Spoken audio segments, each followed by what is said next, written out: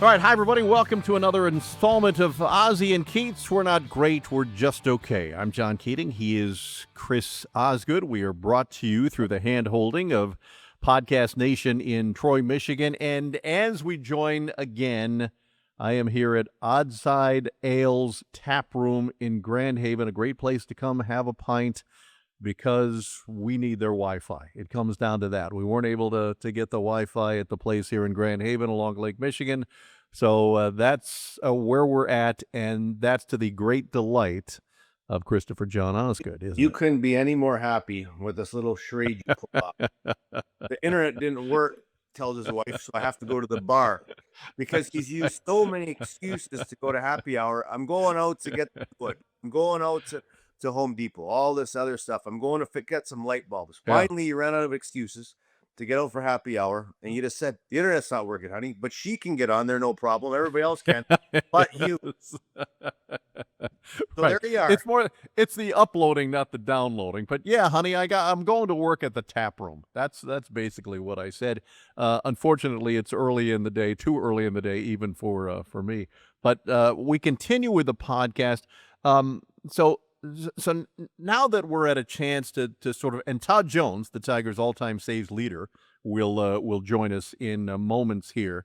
But as the podcast has continued, give me your honest opinion. How do you think it's gone for you? So a lot like when I did the TV, just kind of got in front of the camera. Well, it's going great. My phone rings, but Oh, great. usually I have Okay. that off. But mistakes are welcome here, as you would know.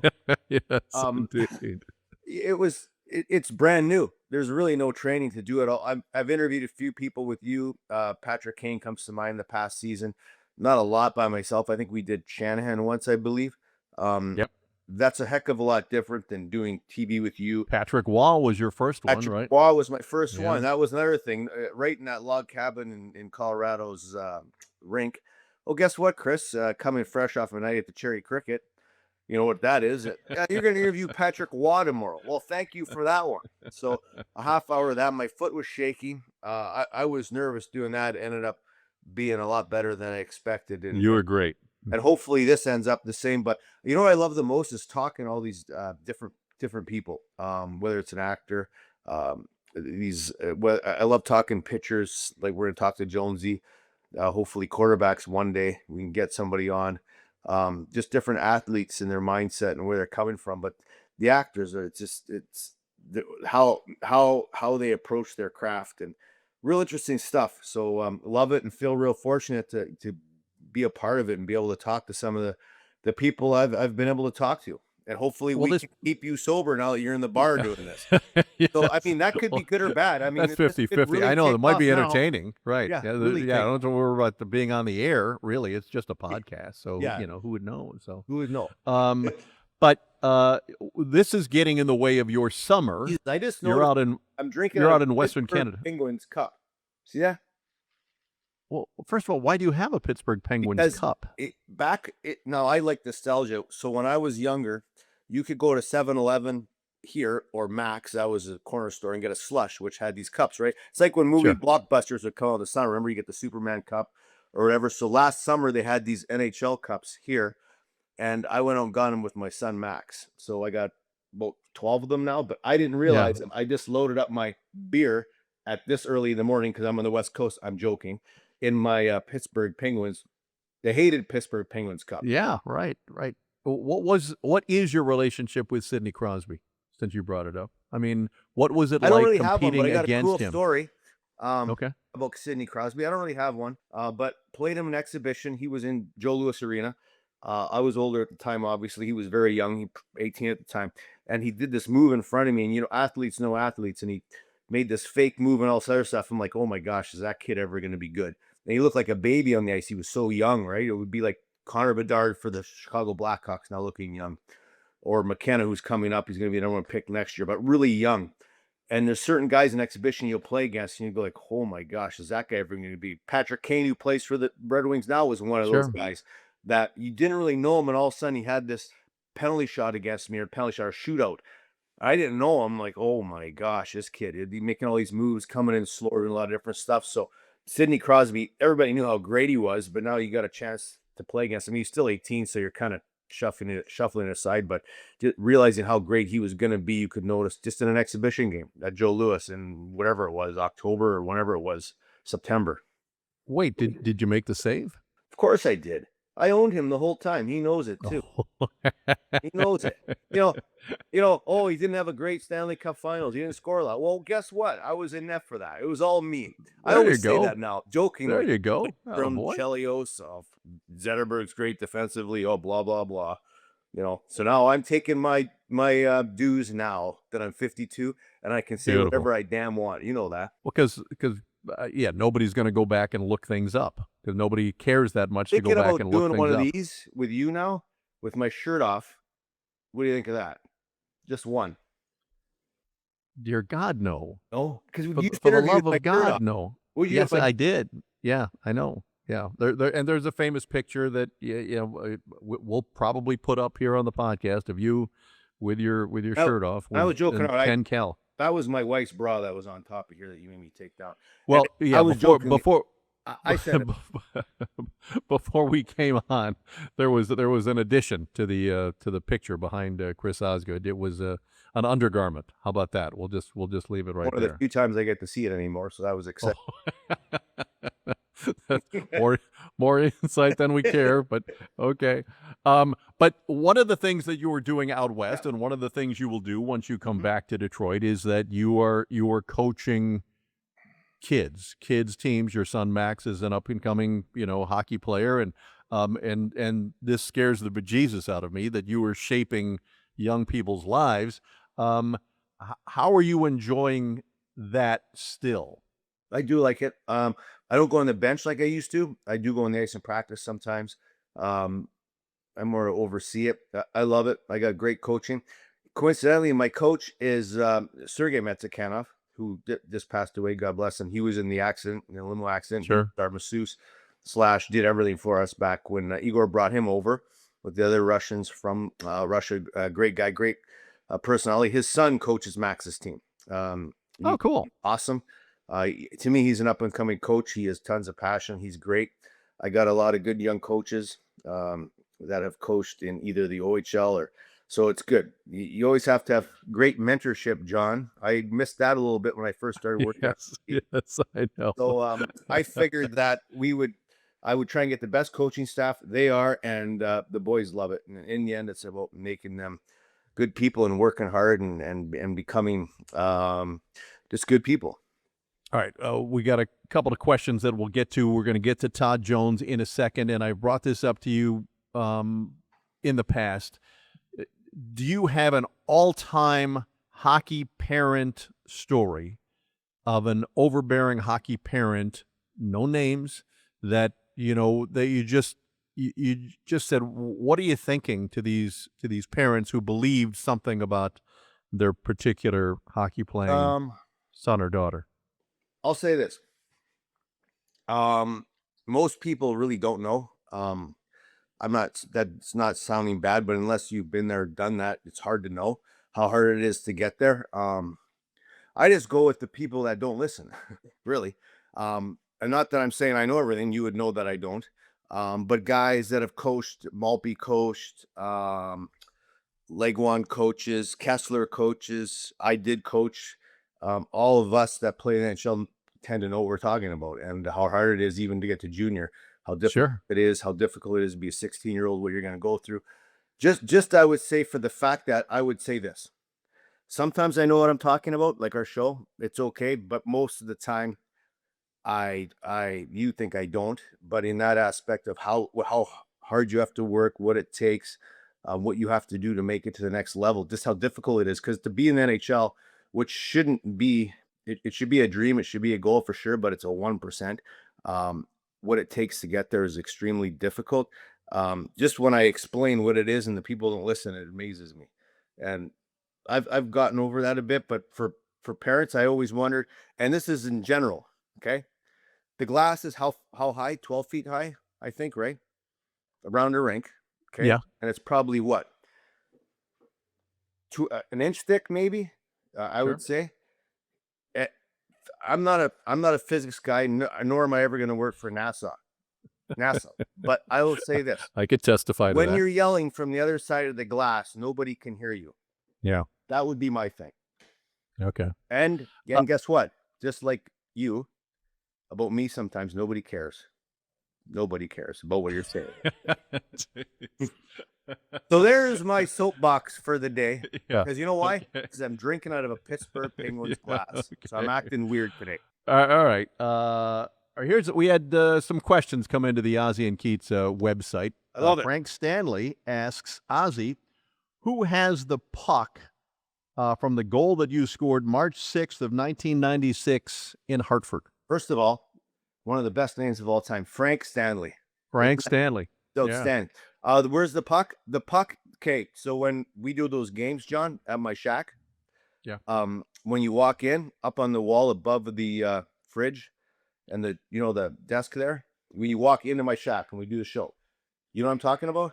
I do. Yeah. Up above on the wall in front of you, it's up there. So you have the puck. I have the puck. The stick and the puck are there. A couple great friends of mine back in the day worked for Hessler, Ron Sanko, framed it and set it up for me. That's cool. Wow, in like 95, 96, whenever that was. Looks great. It is drilled on there. It is not leaving there. If I ever sell my house, I do not know how I'm going to get it off because it is in there tight, but looks real cool up there. So I have both the stick and the puck. Is it as secured in the hockey shack as the picture of Mickey Redmond and Dolly Parton, Phil? Not even close. That picture of you, that'll burn down. That'll burn down when the Mickey shack burns down. And Dolly are up top, and above now is you. So it's like the Hall of Fame wall for you guys, and because you can't get any higher than that. Like in that shack of everything that's happening there, when you're overlooking and overseeing everybody, doesn't get any better than that. So you are now up there.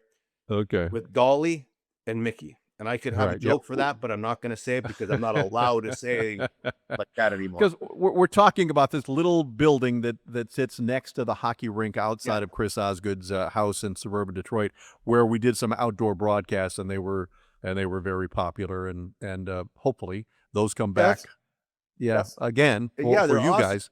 Because John, people would ask me about when I talk to people and see people around, they'll ask me three things: is the fight with Waugh, obviously, the save late in the game against Pittsburgh, and doing the outdoor games in the shack. Those are the three. So they love that outdoor game that we used to do outside, and we have different people there. We had a lot of fun. It was it was done real good. We had a lot of people helping you and I, thank goodness. But it was a blast. I missed doing that this year. I really did. Yeah, I will tell you that when those shows are done, when those evenings are done, I'm completely exhausted because Chris Osgood won't be where he's supposed to be, and so. And again, I use the expression all the time. It's like herding cats to get Ozzy where he's supposed to be. And so now we've got all these people, and it's a production that's very unique, and it turns out great. But I mean, I was just absolutely drained after each one of those. And then people would tell you, "Oh, it looked great. Everybody loved it." Well, the one year I was, because you know why? I had to resod my grass because you decided. People at home, he parked his vehicle behind my rink in the grass. So I'm in the backyard. I'm moving stuff out there. Mickey's there. I'm getting stuff all kind of organized. I'm walking down my steps to my deck, and I look, and somebody's driving down there. And I'm like, who the F is doing that? So I'm thinking it's like just some random person, or maybe Jenna had ordered something like a pizza, and the guy's driving down the side, my neighbor's driveway, by the way, and driving through my grass towards rink. I'm like, who in the F is doing that? Sure enough, there it is, the Jeep Cherokee. And here comes the star of the show, thinking he's Ed McMahon back in 1982 with Johnny Carson and Zsa Zsa Gabor's on. Oh my God. Oh, man. Well, yeah, I believed that I was told to park there, but apparently I wasn't, to the great all delight that was of missing everybody was one that I of work with. those signs that had a star. I remember God. when I had the name on, reserved for. Right. Yeah, right. All right, from Rose Hoekstra. Nice. Hey, Ozzy, have any of your former teammates scored on you when you faced them after you left their team? Rose, I got how much story. How much grief is there? Again, I got a great story for Rose. So I get picked up by the Islanders, And just like everything in my life, weird things happen and coincidences happen. Well, who do we play? John, the opening game, home opener for the Islanders is against the Red Wings. Come on. First game. Then First game. we're playing in Detroit in game 10 or 11 of the season. And it was just after our home opener. So we're in Detroit now. Chris Draper had we're at home. We're in Detroit. Joe Louis. I've never played Joe Louis as an opposing goalie. It ended up being tied 2-2, which I'm very pleased with. And Wait, how weird was that for you to walk into weird. the Joe? It was weird. And I can tell you the first thing, and I played some hard rinks. That rink, Joe Louis, was the hardest rink to play in. It feels like everybody's right on top of you. The puck is bouncing everywhere. Obviously, they have a good team, but it is like chaos, and you got to really focus. But it feels like the whole arena is on top of you and the fans. So it was a different perspective than what I had before and what I had after, but real cool. When I like before in the playoffs, especially the fans chant your name before the game. It's really cool. The great, oh my gosh, John, I can't believe I can't remember it. Karen Newman comes on the ice to sing the anthem so elegantly and great. And things, everybody's, yeah, now you're the opposing goalie. Oh my gosh. They're on. So who scored? Who scored? Well, Drape scored 2 goals. So he scores a goal.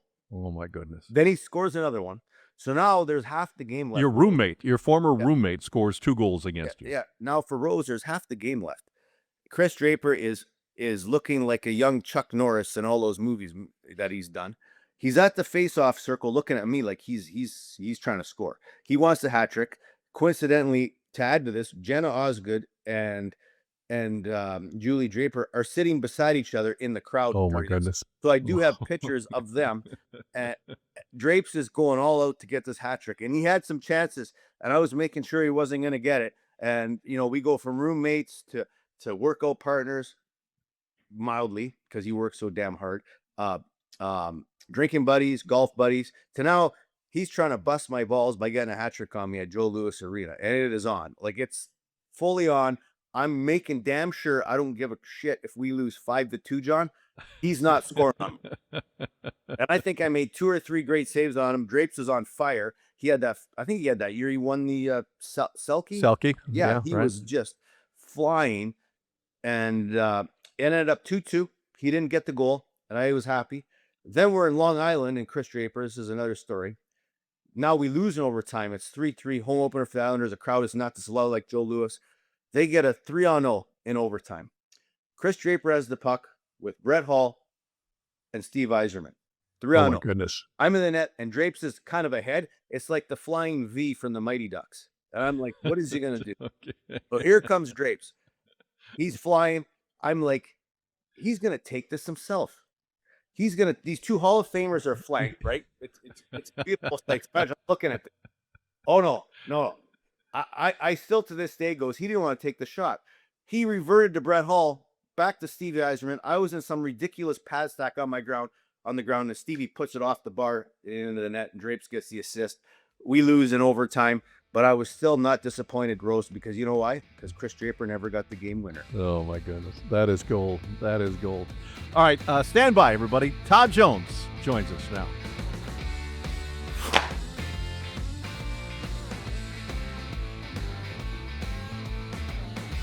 All right, and there he is. Let's bring in a guy with 235 saves as a member of the Detroit Tigers of his 319 career save total overall, the all-time save leader for the Tigers. Todd Jones joins us. It is great to see you. When you look back on your career, how much head shaking do you do knowing the kind of person that you were at the start of your career?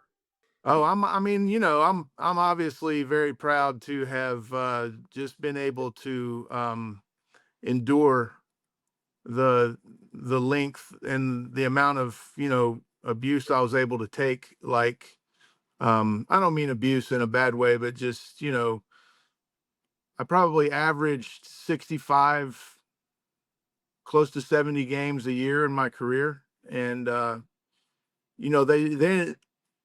John, they ended up saying one of my best abilities was my durability.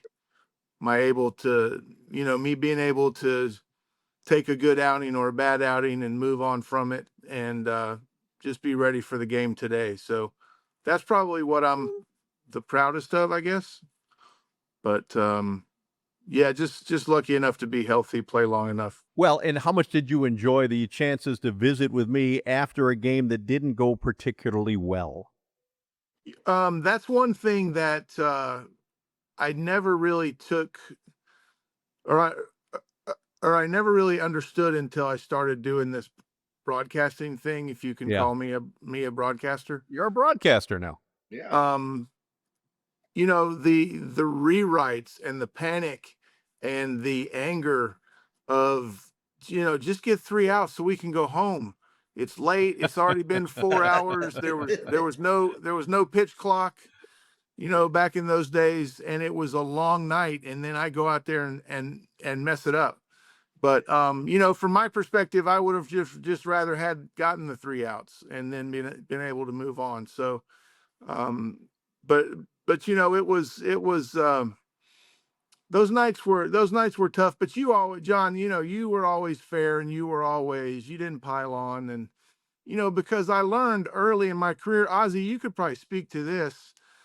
If we stand in our locker and we say, "Hey, you know what? We stunk tonight," there's not really much that the media can overstate and say better than that. So I'd rather have had control of my own narrative instead of these. A lot of players that I play with, Ozzy probably did too, where they would duck the media when it would go bad, and that would make the guys in the media mad because they're just trying to do their job and get home.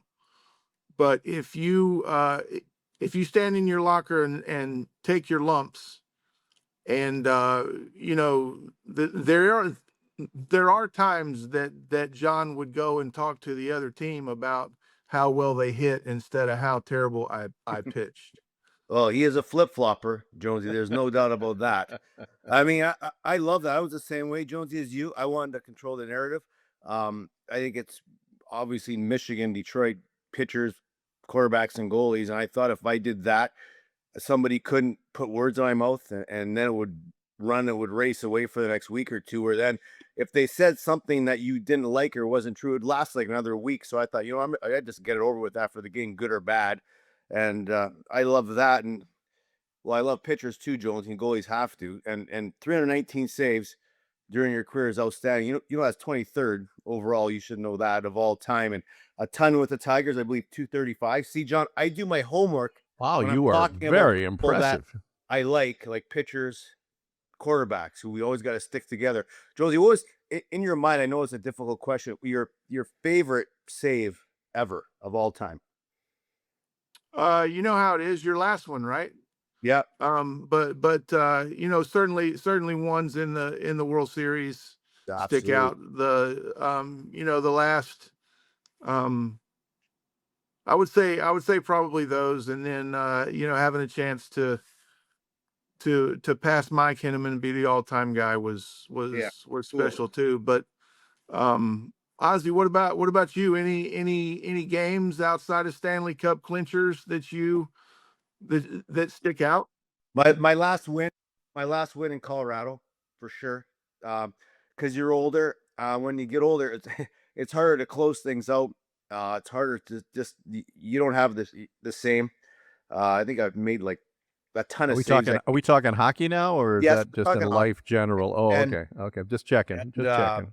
I was 38, so I didn't have my game like I used to. So it was a struggle. I'd missed getting 400, I think 3 or 4 times, 3 times at home. So I was like, then you start thinking about it, and because you're getting older, so the season was rolling along. But that definitely was regular season my favorite game, my biggest memory, other than my first game that didn't last very long. And then my favorite and least favorite, both games 6 in Pittsburgh and game 7 lost at home, which I remember more than game 6, Joe. You always remember the ones that you let get away, and those become That's the right.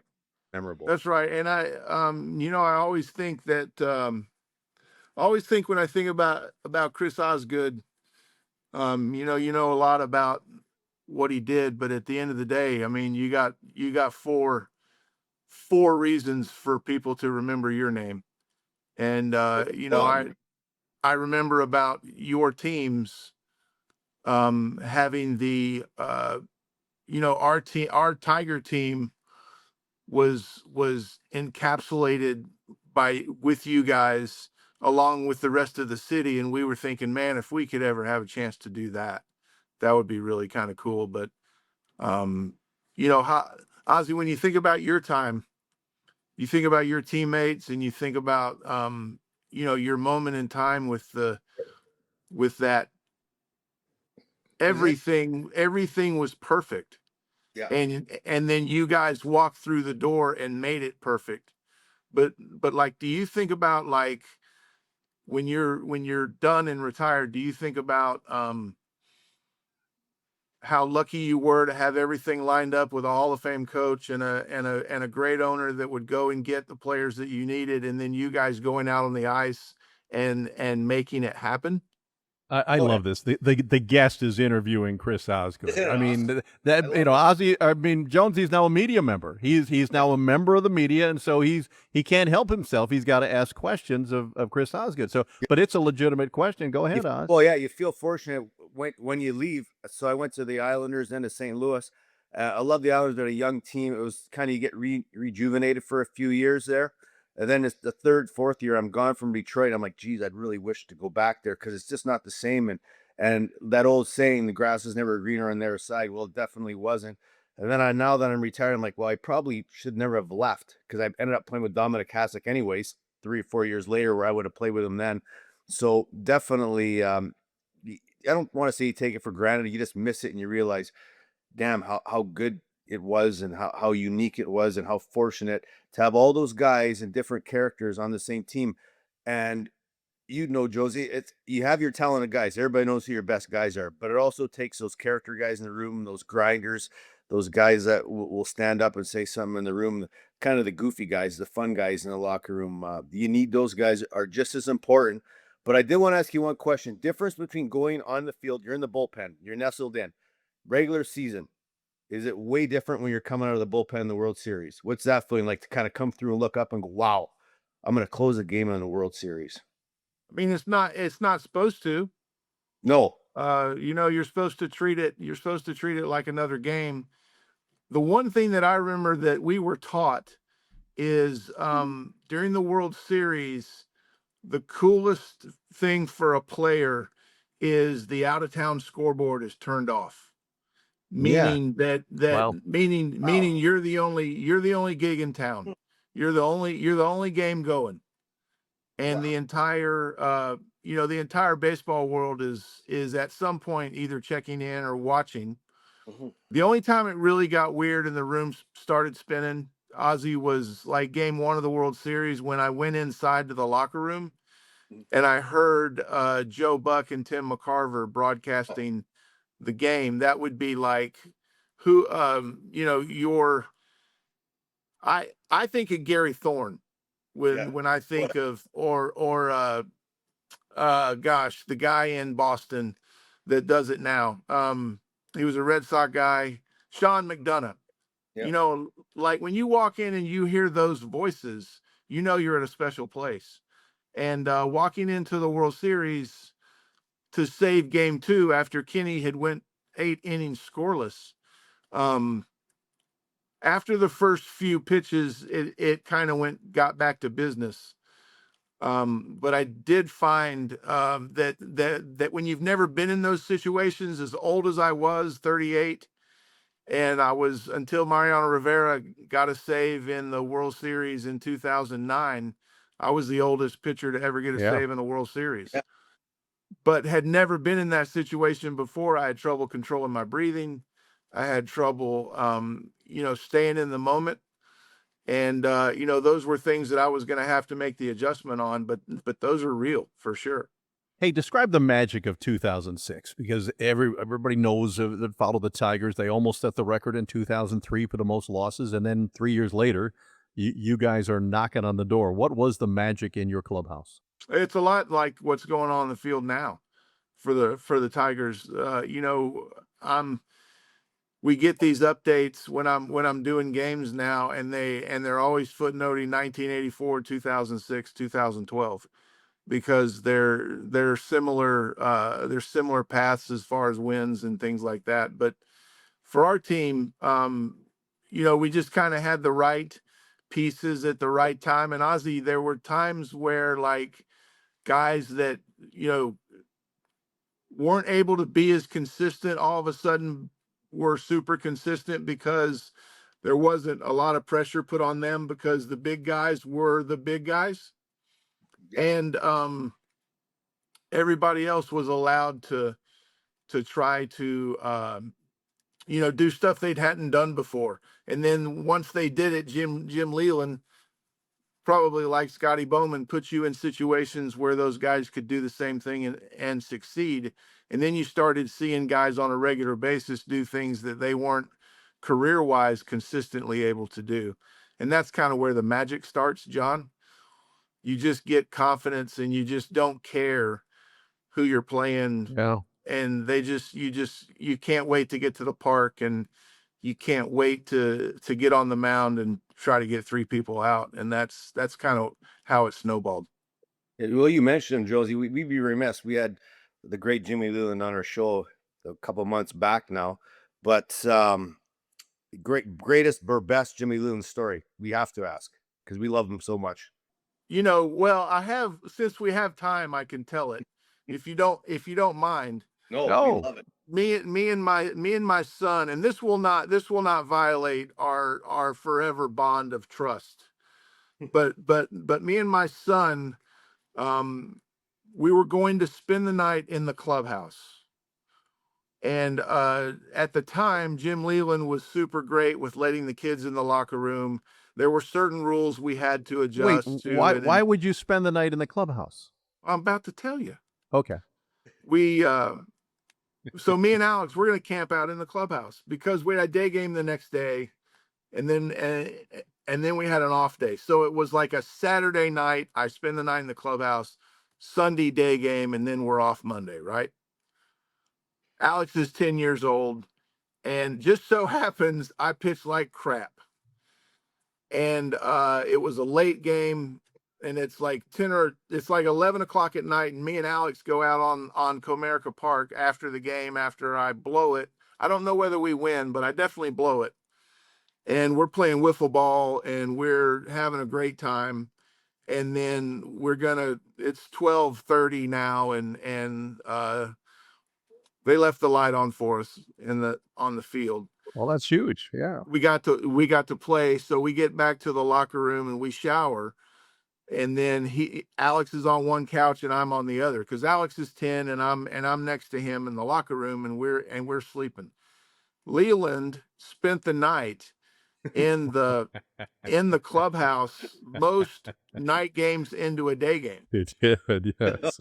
So Jim Leland can't sleep, and he walks in the locker room, flips the lights on, and it's 10 after 3. He goes, "Hey, wake up. I can't sleep. Let's talk." So Jim Leland in his tidy whities makes me and Alex get up and go into his office. And his office was the couch folded out into a bed. So he had folded the bed up, and he was up for the day. He lights a big heater and he starts telling stories. And he tells this joke. He tells this joke about his favorite person on the planet, Don Zimmer. Don Zimmer was a backup second baseman for the Brooklyn Dodgers at the time. And Don Zimmer, when they traveled, they got on the trains, right? So they would take the train from city to city. And one night coming in, the boys on the Brooklyn Dodgers decided to tie one on. And this is Leland telling this story. In his tidy whities. To a 10-year-old, yeah, okay. With me and Alex in his tidy whities in his office, smoking a heater, telling this story. And the Brooklyn Dodgers guy, they end up going out, and Don Zimmer gets to the hotel, and his key won't work in the door. So Don Zimmer decides to go to sleep right in front of the elevator, and then just kind of wake up the next morning. So he wakes up the next morning, and he goes down to the front office, to the front lobby, and he goes, "My key won't work." And at that point, Jim Leland gets to giggling, and he can't stop. And he's telling this story and he's killing it because he's ruining the punchline. But it's so funny because he's sitting there telling us this story after I blow a save. It's 3:45 in the morning and he's telling it to a 10-year-old. And Don Zimmer says, "I'm sorry, sir, my key won't work in my door." And he goes, "Do I have the right room?" And he says, "Yes, sir, you have the right room, but you're in the wrong hotel. You have to go across the street because that's where your hotel was."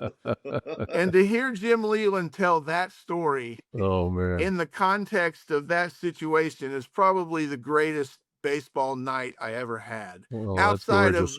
Outside of the night we spent the night at Tiger Stadium when they closed it down, September 27th in 1999. Well, you brought it up. What are your recollections of Tiger Stadium? I mean, some in the audience won't recall that place. You and I stretch back to those days. What was it like for you at the last game of Tiger Stadium? And you recorded the final out, right? Yeah. Yeah, the last season was really cool, and as we got towards the end of the season, it became bigger and bigger what we were taking on. And there was a lot of a lot of people would come by and they would say their goodbyes to the stadium, and a lot of people would reach over with their beer cup and they would scoop up the dirt. And you could see grandparents pointing at the fields, telling their grandkids stories and things like that. But the last series of that season was the Kansas City Royals. Yep. And there was a president of the Tigers at the time named John McHale. And he was actually, a little footnote, he was in charge of the design and the creation and the construction of Comerica Park. And he was a great guy. He was a linebacker that played at Notre Dame. He was awesome. He was the only guy that looked amazing in a bow tie because he was still jacked from being a linebacker at Notre Dame. He was really cool. He walked in the locker room on Saturday and he goes, "Let me tell you something," because we were terrible. He goes, "I don't care what happens, but you guys better win this game this weekend. You better win the last game of the season." And that was like the first ultimatum that we ever got. And it didn't really matter what he said. We were going to go out and play as hard as we could, and if we won, that was going to be great. So, Robert Fick hits the grand slam to put the Tigers up 6. And and everybody figured I could hold a 6-run lead.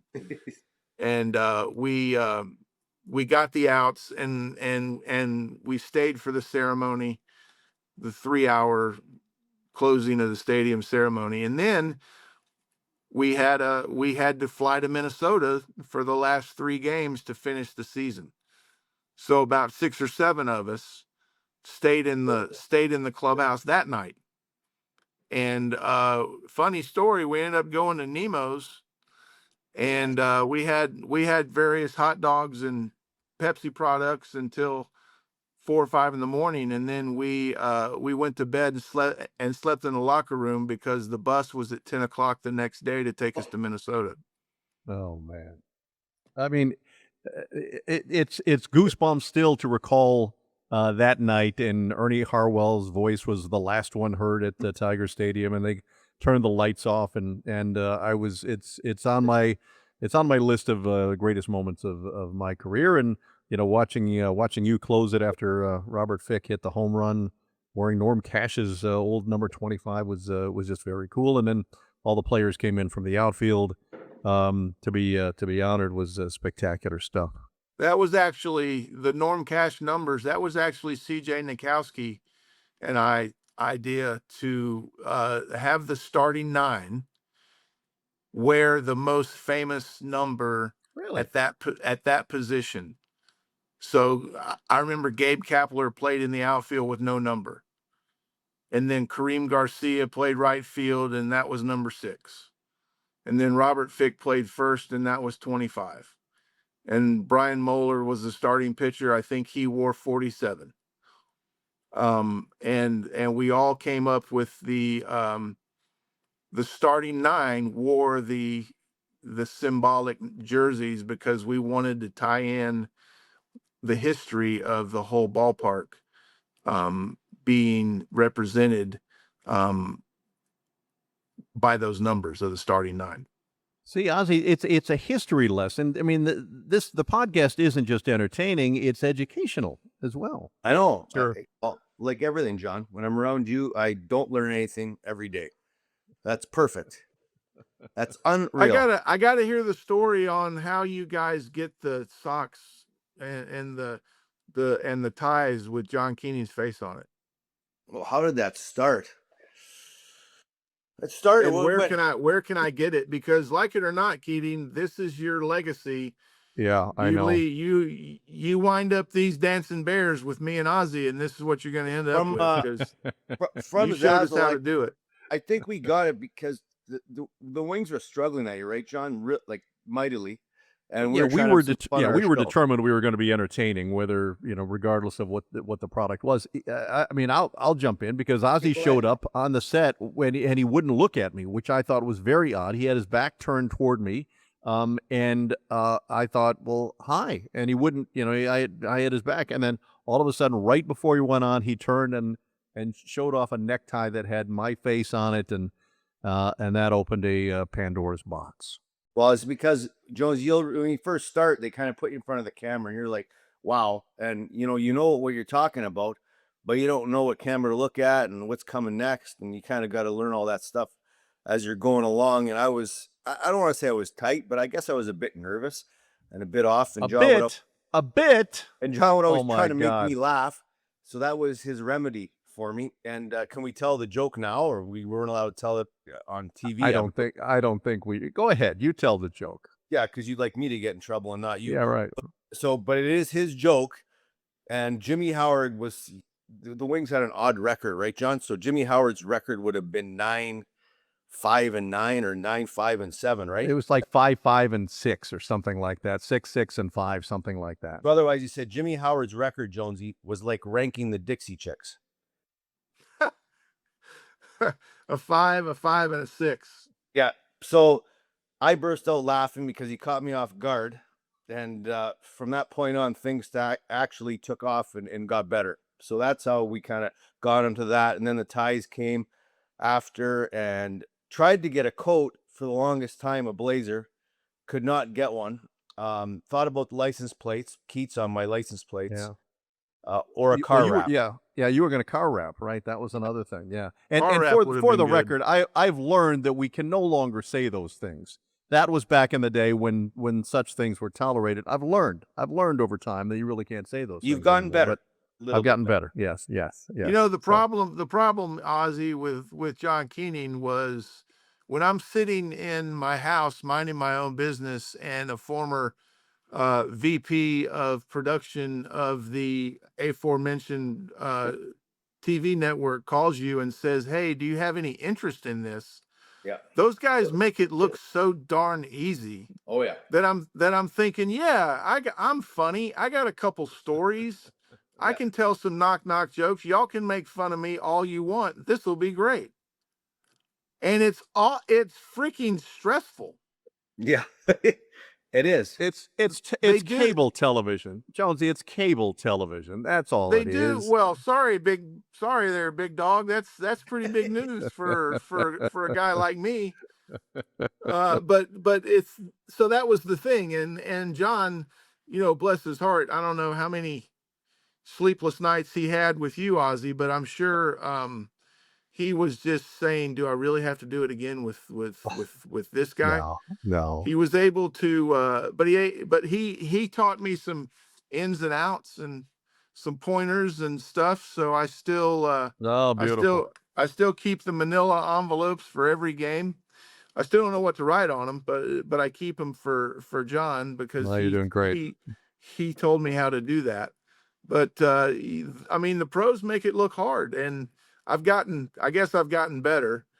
It's kind of like when I was a pitcher, people say when I'm on TV, they say, well, he's not awful.